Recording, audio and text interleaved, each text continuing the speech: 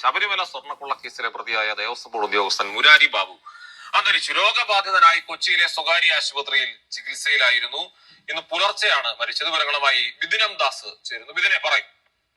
അബ്ദുൽ, ഇന്ന് പുലർച്ചെയാണ് മുരാരി ബാബു മരിച്ചത്. കരൾ രോഗബാധിതനായി കൊച്ചിയിലെ സ്വകാര്യ ആശുപത്രിയിൽ കഴിഞ്ഞ കുറച്ച് നാളുകളായി ചികിത്സയിലായി. മുരാരി ബാബു എന്ന് പറയുന്നവന്റെ ശരിക്കും കുടുംബം തന്നെ കൊളന്തോണ്ടുന്ന ഒരവസ്ഥയിൽ എത്തിച്ചിട്ടാണ് അവൻ മരിച്ചിരിക്കുന്നത്. ആലോചിച്ച് നോക്കണം നിങ്ങൾ, ആ ദൈവകോപം നിങ്ങൾ ആലോചിച്ച് നോക്കണം. എന്തൊക്കെ പറഞ്ഞു കഴിഞ്ഞാലും നമ്മൾ എല്ലാ കളി കളിച്ചു കഴിഞ്ഞാലും എൻ്റെ പൊന്നു മക്കളെ അയ്യപ്പൻ വെറുതെ വിടൂല. മനസ്സിലാക്ക്, അയ്യപ്പൻ വെറുതെ വിടുവേ ചെയ്യില്ല. നീ ഏത് ലോകത്തെ പാർട്ടി കൊമ്പനോ അല്ലെങ്കിൽ എന്താ പറയേണ്ടത് സമുദായ നേതാവോ അല്ലെങ്കിൽ വേറെ ചെവിയിൽ പൂട വെച്ചവനായാലും വേണ്ടിയില്ല, ഏതോനായാലും വേണ്ടിയില്ല, അയ്യപ്പൻ്റെ മുതൽ കെട്ടിട്ടുണ്ടെങ്കിൽ ഇപ്പം അറിയുന്ന ആൾക്കാർക്കൊക്കെ ഇത് ബാധകം തന്നെയാണ്. മുരാരി ബാബുവിൻ്റെ അവസ്ഥ വരുമെന്ന് ഭയന്നിട്ട് ഇപ്പോഴും എല്ലാവരും പരക്കം പായുന്നൊരു കാഴ്ചയാണ് കാണുന്നത്. അതായത് ഇതിൻ്റെ അകത്ത് ഉൾപ്പെട്ട പ്രതികൾ മുഴുവനാണെന്ന്. പിന്നെ വേറൊരു കാര്യം കൂടി ഞാൻ പറയട്ടാ, ഈ പ്രതികൾക്ക് കുറ്റപത്രം കൊടുത്തു അല്ലെങ്കിൽ അവരെ അറസ്റ്റ് ചെയ്തു, ജാമ്യത്തിലോട്ട് ഒരു ചുക്ക് സംഭവിക്കാൻ പോകുന്നില്ല. കുറെ നാൾ കഴിഞ്ഞാൽ ഇവന്മാർ ഈ പൈസയൊക്കെ എടുത്ത് സുഖമായിട്ട് തിന്നിട്ടുണ്ടാവും കുറെ എണ്ണം. കുറെ നാൾ ചെല്ലുമ്പോഴാണ് ഇവന്മാർക്ക് വല്ല രോഗമോ കാര്യങ്ങളോ ഒക്കെ വന്ന് ഓരോന്നോരോന്ന് ഒടുങ്ങിപ്പോവുക. അത്രയേ ഉള്ളൂ. അല്ലാതെ നമ്മൾ വിചാരിക്കുന്ന പോലെ ഇതൊരു വലിയ ഒരു സംഭവമൊന്നും അല്ല. അവർക്കും അറിയാം ഇത് എന്താണെന്ന് വെച്ച് കഴിഞ്ഞാൽ ഇനിയിപ്പോൾ ഇത് കുറേ നാൾ കഴിഞ്ഞ് കുറ്റപത്രം ഇതെന്താ ചെയ്യേണ്ടതെന്നറിയാം. അതായത് ഒരു സംഭവം കിട്ടിക്കഴിഞ്ഞാൽ നമ്മൾ 90 ദിവസത്തിനുള്ളിൽ കുറ്റപത്രം കൊടുത്തു കഴിഞ്ഞാൽ പിന്നെ എന്ന് പറഞ്ഞാൽ ജാമ്യം കിട്ടൂല. പക്ഷേങ്കിൽ നമുക്ക് എല്ലാവർക്കും അറിയാലോ, ഇവിടെ പല കേസ് എന്ന് പറഞ്ഞു കഴിഞ്ഞാൽ 90 ദിവസം കഴിഞ്ഞാൽ മറ്റേ സ്വാഭാവിക ജാമ്യം കൊടുക്കും, അവർ പിന്നെ പുറത്തിറങ്ങും. പിന്നീടെന്ന് പറഞ്ഞു കഴിഞ്ഞാൽ ആ ഒരു കേസ് അങ്ങനെ അങ്ങ് പോവുക ചെയ്യുക. ഈ ശബരിമല അയ്യപ്പൻ്റെ കേസും അതുപോലെ തന്നെയാണ്. ഇവരൊക്കെ നല്ല പൈസയും കാര്യങ്ങളൊക്കെ ഉണ്ടാക്കിയിട്ടുണ്ട്, സ്വത്തും കാര്യങ്ങളൊക്കെ വാങ്ങിച്ചിട്ടിട്ടുണ്ടാവും. പക്ഷേ മുരാരി ബാബുവിനെ പോലെയുള്ള ആൾക്കാർക്കാണ് ഏറ്റവും വലിയൊരു തട്ട് പറ്റിയത്. കാരണം എന്താ വെച്ചാൽ കുറെ അനുഭവിക്കേണ്ടി വന്നു, നല്ല രീതിയിൽ വേദന തിന്ന് കഴിയേണ്ടി വന്നു. ഇനിയിപ്പോഴും കുടുംബാംഗങ്ങളിലേക്കാണ് പോകാൻ പോകുന്നത്. അതാണ് നിങ്ങൾ നോക്കേണ്ടത്. അതായത് ഈ കുടുംബം എന്ന് പറഞ്ഞു കഴിഞ്ഞാൽ പിന്നീട് അങ്ങോട്ടെന്ന് പറഞ്ഞാൽ ഒരു ഒടുങ്ങലായിരിക്കും. അതാണ് കാണേണ്ടത്. അതായത് ഓരോ അയ്യപ്പൻ്റെ മുതൽ തിന്നിട്ടുണ്ടാ വിടൂല, ഒരിക്കലും വിടൂല. കാലം കൊടുക്കും, കാലം കൊടുക്കും. അതിനുള്ള ഇത് കാലം കൊടുക്കും.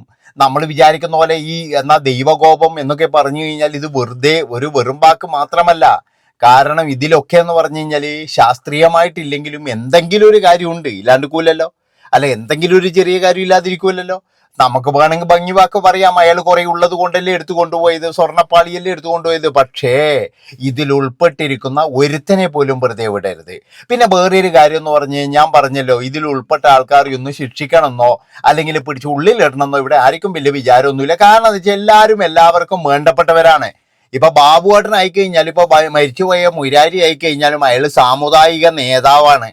അതുപോലെ തന്നെ എന്ന് പറഞ്ഞു കഴിഞ്ഞാൽ വേറെ എന്തൊക്കെയോ ഇത് പിന്നെ ത്യജിച്ചിട്ടാണ് ഇതിൻ്റെ അകത്തേക്ക് വന്നിരിക്കുന്നത്. എന്താ അറിയാ, ഇതിൻ്റെ അകത്ത് നല്ല രീതിയിൽ വാരാം. ഇപ്പോഴല്ലേ കുറച്ച് കുറഞ്ഞത്. മുൻകാലങ്ങളിലൊക്കെ എന്ന് പറഞ്ഞാൽ ഈ കാണിക്കിടുന്ന പൈസകൾ എത്ര ഈറ്റങ്ങൾ വാരിക്കൊണ്ടുപോകുന്നുണ്ടാവും, വല്ല തെളിവും ഉണ്ടാ? നിങ്ങളൊന്ന് പറ. ഈ കാണിക്കിടുന്ന പൈസകൾ ഇവന്മാർ വാരിക്കൊണ്ടുപോകില്ലേ? ചിലപ്പോൾ കൊണ്ടുപോകും. അതായത് ഒരുത്തനെ പോലും നമുക്ക് വിശ്വസിക്കാൻ കഴിയില്ല. ഭണ്ണാരത്തിന്റെ ഉള്ളിൽ കിടക്കുന്നതിനെ വാരുന്നുണ്ടോ എന്ന് ഡൗട്ടുണ്ട്.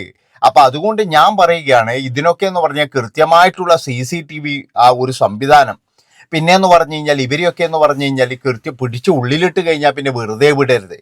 പക്ഷെ ഒന്നുമില്ല, ഒന്നും ചെയ്യാൻ പറ്റൂല. എല്ലാവരും കോടികളുടെ സ്വത്ത് കാര്യങ്ങളൊക്കെ ഉണ്ടാക്കി. ഇപ്പം ആദ്യത്തെ ഒരു പോറ്റിയ ഒരു പോറ്റിയാന്നില്ലേ, ആ പോറ്റിയൊക്കെ ഉണ്ടാക്കിയ സ്വത്തിന് കണക്കിൽ നല്ല നല്ല ഘടാഗണ്യം വീട് വെച്ചിട്ടുണ്ടാവും. പിന്നെ അയാളുടെ കയ്യിൽ 5 പൈസേൻ്റെ സ്വത്ത് ഉണ്ടാവില്ല. പക്ഷെ ഭാര്യൻ്റെ പേരിലും മക്കളുടെ പേരിലും അളിയൻ്റെ പേരിലും ഒക്കെ ആയിരിക്കും ഇവരുടെയൊക്കെ സ്വത്ത് ഉണ്ടാവുക. അതാണ് അളിയൻ്റെ പേരിലൊക്കെ ആയിരിക്കും സ്വത്ത്. അതാണ് നിങ്ങൾ മനസ്സിലാക്കേണ്ടത്. അതുകൊണ്ട് ഇവർക്കൊന്നും ഇനി പിടിച്ചു കഴിഞ്ഞാൽ ഒരു ചുക്കും ചെയ്യാനില്ല. അതാണ് കാരണം. ഇനിയിപ്പോഴെന്ന് പറഞ്ഞാൽ ഇവന്മാരെയൊക്കെ പിടിച്ച് ഉള്ളിലിട്ട് കഴിഞ്ഞാൽ ഇവന്മാർ കിടക്കാൻ തയ്യാറാന്ന് പറയും. പണ്ട് ഒരു രസം ഉണ്ടായിരുന്നു. എന്താണെന്ന് വെച്ച് കഴിഞ്ഞാൽ ഈ നമ്മളെ കല്യാണിൻ്റെ അത് ഒന്നായിരുന്നു, ഏതൊരു ഷോറൂമിൽ കയറ്റം 35 ലക്ഷം രൂപയും കയറ്റം അതിൻ്റെ മാനേജർ കട്ടുകൊണ്ടുപോയിട്ട് അയാളെ കടലിലും തീർത്തിട്ട് പറഞ്ഞു, പിടിച്ചോ, ഇനി എന്നെ പിടിച്ചോ എന്ന് പറഞ്ഞു. കാരണം ഓനെ പിടിച്ചോണ്ടോയോ, ഓനെ അറസ്റ്റ് ചെയ്തു, കുറച്ച് കാലം ജയിലിലിട്ടിട്ടുണ്ടാവും. പിന്നെ ആ കേസ് എന്തായി എന്നൊന്നും നമുക്കറിയില്ല. ആ കേസ് എന്തായി, ഇനി 35 ലക്ഷം എന്താ ചെയ്തത്, ഇനി വേണ്ടാന്ന് പറഞ്ഞാൽ എഴുതി തള്ളിയോ? കാരണം അവന് കൃത്യമായിട്ട് കടമുണ്ടായിരുന്നു, അവന് കുറച്ച് കടമുണ്ട്, ആ കടം തീർത്ത് ഇനിയിപ്പോൾ ജയിലിൽ പോയി കിടന്നു കഴിഞ്ഞാൽ എന്തെങ്കിലും ജോലി ചെയ്ത് ഭാര്യ ജീവിച്ചോളൂ എന്നറിയാം. അങ്ങനെയാണ്. അതായത് കക്കുന്നവനൊക്കെ നല്ല രീതിയിൽ അവനുണ്ടാക്കേണ്ടതില്ലെന്ന് പറഞ്ഞു കഴിഞ്ഞാൽ മറ്റുള്ളവർക്ക് ഉണ്ടാക്കി കൊടുത്ത് ഇനിയിപ്പോൾ താൻ പോയിട്ട് ഇനി ഒരാഴ്ച കിടന്നാലും ഒരു കുഴപ്പവുമില്ല. താൻ പോയിട്ട് ഇനി കുറച്ചു കാലം ജയിലിൽ കിടന്നു കഴിഞ്ഞാലും ഫ്രീ ഫുഡും ചാപ്പാടും അടിച്ചിട്ട് അങ്ങനെ ഇരിക്കാം. കാരണം എന്താണെന്ന് വെച്ചാൽ അത് കഴിഞ്ഞ് കുറേ നാൾ കഴിയുമ്പോഴെന്ന് പറഞ്ഞാൽ അതങ്ങ് തുറന്നു വിടും. സാമ്പത്തിക കുറ്റകൃത്യ കേസല്ലേ, അതുകൊണ്ട് തന്നെ എന്ന് പറഞ്ഞാൽ അതിനൊക്കെ ഇത്ര ശിക്ഷ എന്നുണ്ടല്ലോ. അപ്പൊ ഇങ്ങനെയൊക്കെയാണ് ഉണ്ടാവുക. അല്ലാതെ എന്ന് പറഞ്ഞു കഴിഞ്ഞാൽ യുവന്മാരൊന്നും വലിയ എന്നാ പറയേണ്ടത് ഇതൊന്നുമില്ല. പിന്നെ ദൈവം ഇതുപോലെ കൊടുക്കുവാണ്, അതാണ് ഏറ്റവും വലിയ പ്രശ്നം. അതായത് ചിലപ്പോൾ ഇതൊക്കെ എന്ന് പറഞ്ഞാൽ ഇപ്പൊ ഇയാൾക്ക് നേരിട്ട് കൊടുത്തതാണ്, ഇനിയിപ്പോഴും എന്ന് പറഞ്ഞാൽ അടുത്തതെന്ന് പറഞ്ഞു കഴിഞ്ഞാൽ ചിലപ്പോൾ കുടുംബത്തിനാ കൊടുക്കുക. അതാണ്, അതുകൊണ്ടാണ് ഇതിൽ ഉൾപ്പെട്ട പ്രതികളൊക്കെ എന്ന് പറഞ്ഞു കഴിഞ്ഞാൽ അവരുടെ കുടുംബാംഗങ്ങൾ മുഴുവൻ ഭയന്നിരിക്കുകയാണ്. അതാണ് നിങ്ങൾ മനസ്സിലാക്കേണ്ടത്. കാരണം ദൈവകോപം, അയ്യപ്പ ശാപം എന്ന് പറഞ്ഞു കഴിഞ്ഞാൽ അത് ഉള്ളതാണ്. അതായത് ഒന്നുമില്ലാതെ ഒന്നും കാനനവാസൻ അവിടെ ഇരിക്കൂല. ഇനി എന്തൊക്കെ പറഞ്ഞു കഴിഞ്ഞാലും നമ്മൾ ഒരുപാട് പേര് അവിടെ വിശ്വസിക്കുന്നതാണ്. ഒരുപാട് ഭക്തജനങ്ങളുടെ വികാരമാണ് അവിടെയാണ് മുറിപ്പെടുത്തിയിരിക്കുന്നത്. അതുകൊണ്ടാണ് ഞാൻ പറയുന്നത്, ഒരുത്തനെ പോലും രക്ഷപ്പെടാൻ അനുവദിക്കരുത് മക്കളെ, രക്ഷപ്പെടാൻ അനുവദിക്കരുത്. പക്ഷേ അവരുടെ സ്വത്തുക്കൾ മുഴുവൻ, അതായത് എന്താ ചെയ്യേണ്ടത്, ഇവന്മാർ ഇതിപ്പോ പിന്നെ അന്ന് അയ്യപ്പന്റെ സ്വർണത്തിന് നീതി കിട്ടണമെങ്കിൽ എന്ന് പറഞ്ഞാൽ ഇവന്മാരുടെ സ്വത്തുവകകൾ മുഴുവൻ കണ്ടെത്തണം.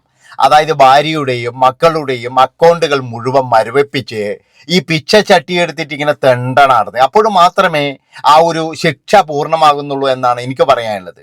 പണ്ടൊരു സിനിമയിൽ ഇന്നസെന്റ് ഇതുപോലെ പാപ്പരായിട്ട് പ്രഖ്യാപിക്കുന്നത്, ഇന്നസെന്റിന്റെ സ്വത്ത് മുഴുവൻ എന്ന് പറഞ്ഞു കഴിഞ്ഞാൽ ഭാര്യയുടെയും മക്കളുടെയും പേരിലാണ്. പിന്നീട് ഇന്നസെന്റിനെ, അതായത് ഇന്നസെന്റ് ചെയ്ത കഥാപാത്രത്തിനെ നിരീക്ഷിക്കാൻ വേണ്ടി ഒരാൾ വരികയാണ്. കാരണം ഇയാൾ വീട്ടിൽ കയറുന്നുണ്ടോ, ഇയാൾ പിന്നെ ഏതെങ്കിലും തരത്തിൽ നല്ല ഭക്ഷണം കഴിക്കുന്നുണ്ടോ എന്നൊക്കെ നിരീക്ഷിക്കാൻ വേണ്ടി ഒരാളെ ഏർപ്പാട് ചെയ്യുകയാണ്. അങ്ങനെ അയാൾക്ക് പിന്നീട് വീട്ടിൽ കയറാൻ പറ്റിയിട്ടില്ല. അതുപോലെ തന്നെ അയാളുടെ ഭക്ഷണം പിന്നീട് അമ്പലത്തിൽ നിന്നാക്കി. അതായത് അയാൾ വിചാരിച്ചത് എന്താണെന്ന് വെച്ചാൽ പാപ്പറാണ് എന്ന് പ്രഖ്യാപിച്ചു കഴിഞ്ഞാൽ പിന്നെന്ന് പറഞ്ഞു കഴിഞ്ഞാൽ കുറച്ച് കഴിഞ്ഞാൽ വീട്ടിലേക്ക് വരാലോ, അതാണ് അയാൾ കരുതിയത്. അതുകൊണ്ടാണ് ഞാൻ പറയുന്നത്, ഇതിൻ്റെ അകത്ത് ഉൾപ്പെട്ട ഇവരുടെ മക്കളുടെയും പിന്നെ എന്ന് പറഞ്ഞു കഴിഞ്ഞാൽ ഭാര്യയുടെയും അതുപോലെ തന്നെ ഇവരുടെ അളിയന്മാർ, ഈ അളിയന്മാർ എന്ന് പറയുന്നത് ഒരു പ്രധാന ഘടകമാണ്. ഏതോനും ഉണ്ടാവും അളിയന്മാരുടെ പേരിൽ ഇച്ചിരി സ്വത്തും കാര്യങ്ങളൊക്കെ ഇല്ലാത്ത ആൾക്കാർ ഉണ്ടാവില്ല. അപ്പൊ അങ്ങനെയുള്ള ആൾക്കാരെയൊക്കെ എന്ന് പറഞ്ഞാൽ കൃത്യമായിട്ട് നിയമത്തിന്റെ മുന്നിൽ കൊണ്ടുവന്ന് ഇവന്മാരുടെ സ്വത്ത്, അതായത് ആ മറ്റേ സാധനം എന്താ വെച്ചാൽ കാർഡിട്ട് പൈസ എടുക്കുന്നില്ലേ, അതങ്ങ് മൊത്തം അങ്ങ് മരവിപ്പിച്ച് കഴിഞ്ഞാൽ ഇങ്ങനെയുള്ള കുറ്റകൃത്യങ്ങളിൽ നിന്ന് ഒരുപാട് പേര് മാറി നിൽക്കും. അതായത് സാമ്പത്തിക കുറ്റകൃത്യങ്ങളിൽ ഇങ്ങനെ പെട്ട് കഴിഞ്ഞാൽ പിന്നെ കുറേ ആൾ മാറി നിൽക്കും. ഇതിപ്പോഴെല്ലാവരുടെയും ചിന്ത എന്താണെന്നറിയാം, ആരെങ്കിലും പറ്റിച്ചിട്ട് എന്ത് ചെയ്യുക, മറ്റുള്ളവരുടെ വീട്ടിൽ സ്വത്തുവകകൾ വാങ്ങുക, എൻ്റെ കയ്യിലൊന്നുമില്ല എന്നെ എന്തെങ്കിലും ചെയ്തോ എന്ന് പറയുക, അത്രയേ ഉള്ളൂ. അതുകൊണ്ടല്ലേ ഈ പല കുറി മുതലാളിമാരായി കഴിഞ്ഞാലും ഇങ്ങനെ കൈമലർത്തുന്നത്. അവരൊക്കെ എന്ന് പറഞ്ഞാൽ എത്ര ആൾക്കാരെ പറ്റിച്ചിട്ട്, നമ്മുടെ നാട്ടിൽ തന്നെ എത്ര ആൾക്കാരെ പറ്റിച്ചിട്ട് ആൾക്കാർ പൈസ കൊണ്ടുപോകുന്നുണ്ട്. അത് കുറേ നാൾ കഴിഞ്ഞപ്പോൾ അവനൊക്കെ ആഡംബര ജീവിതമല്ലേ ജീവിക്കുന്നത്, ആഡംബരമായിട്ടുള്ള ജീവിതമാണ് പിന്നീട് ജീവിക്കുന്നത്. അതുകൊണ്ട് ഞാൻ പറയുകയാണ്, സ്വർണം കൊള്ളയടിച്ച ഒരാൾ പോലും രക്ഷപ്പെടാൻ പോകുന്നില്ല. മുരാരി ബാബുവിൻ്റെ അവസ്ഥേനെക്കാട്ടിയും പരിതാപകരമായിരിക്കും ഇനി ഓരോരുത്തരുടെയും മരണം. അവരൊക്കെ എന്ന് പറഞ്ഞു കഴിഞ്ഞാൽ ഭയന്ന്, അതായത് പേടിച്ച് തൂറിയിരിക്കുക എന്നൊക്കെ പറയില്ല, അതേ അവസ്ഥയിലാണുള്ളത്. അതുകൊണ്ടാണ് ഞാൻ പറയുന്നത്, ഇനി ഏതവനായി കഴിഞ്ഞാലും വെറുതെ വിടരുത്. എൻ്റെ പൊന്നയ്യപ്പ, ഇവറ്റകൾക്കൊക്കെ ഇതേ ശിക്ഷ കൊടുക്കണമായിരുന്നു. അത്രയേ ഉള്ളൂ പ്രാർത്ഥന, വേറെ ഒന്നുമില്ല. ഏതായാലും ഇത്രയും പറഞ്ഞുകൊണ്ട് ഈ ഒരു വീഡിയോ വിളിച്ച് വൈൻഡപ്പ് ചെയ്യാണ്. ഇഷ്ടപ്പെട്ട് കഴിഞ്ഞാൽ ഒന്ന് ചെറുങ്ങനെ ഒന്ന് ആ ഒരു ലൈക്ക് ബട്ടൺ ഒന്ന് അമർത്തുക, ഒന്ന് ഹൈപ്പ് ചെയ്യുക. നന്ദി, നമസ്കാരം.